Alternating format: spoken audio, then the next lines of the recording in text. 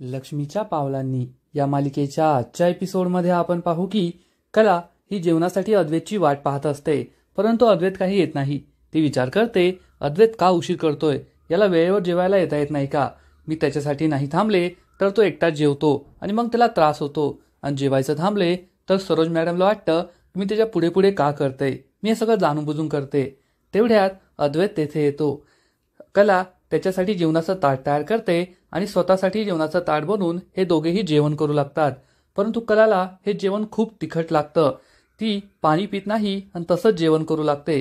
त्यामुळे तिला त्रास होतो, तिच्या डोळ्यातून पाणी येऊ लागतं. अद्वैत तिला पाणी प्यायला देतो, पण कला काही पाणी पित नाही आणि जेवण करतच असते. अद्वैत तिच्यावर चिडून म्हणतो, तुला काही मॅनर्स आहेत की नाही, कॉमन सेन्स आहे की नाही?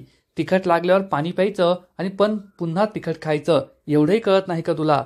तेव्हा कला चिडून म्हणते, माझी एवढी काळजी वाटते ना. मग त्या दिवशी आपल्या ऑफिसमध्ये जे काही घडलं तेव्हा मी तुझ्याकडे पाहत होते आशेने की तू माझी बाजू घेशील, माझ्या बहिणीची बाजू घेशील, पण तू तसं काहीही केलं नाही. अद्वैत म्हणतो, सीसीटीव्हीमध्ये दिसलं, मी तसंच केलं.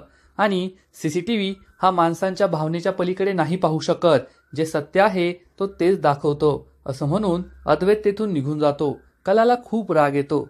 कला ही काम आवरत असते तेव्हा तिला आठवतं त्या दिवशी ऑफिसमध्ये काय घडलं. सीसीटीव्ही फुटेज चेक केलं गेलं. तेवढ्यात तिच्या लक्षात येतं की फक्त एकाच बाजूचं सीसीटीव्ही फुटेज पाहिलं, दुसरी बाजू पाहिलीच नाही. ती लगेच अद्वैत जवळ येते आणि म्हणते, मला तुझी मदत हवी आहे. आबांनी सांगितलंय ना माझी मदत करायची.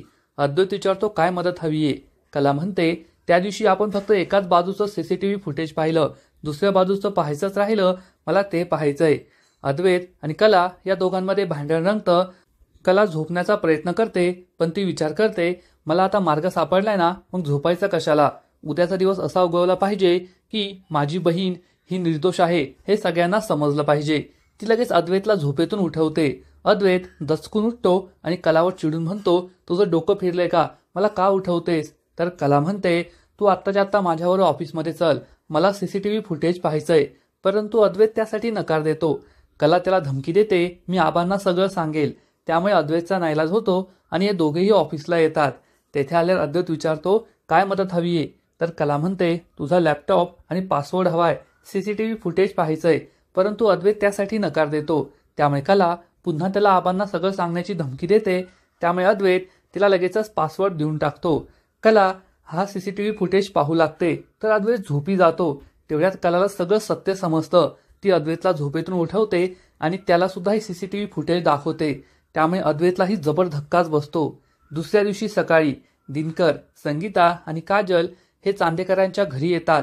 त्यांना पाहून श्रीकांत खूप चिडतो आणि म्हणतो, आता आमच्या दुकानात तर चोरी केलीये, आता घरावर सुद्धा डोळा आहे का तुमचा? येथे कशाला आलात? निघा आत्ताच्या आत्ता बाहेर, नाहीतर सिक्युरिटीला बोलून धक्के मारून तुम्हाला घराबाहेर हाकलेल.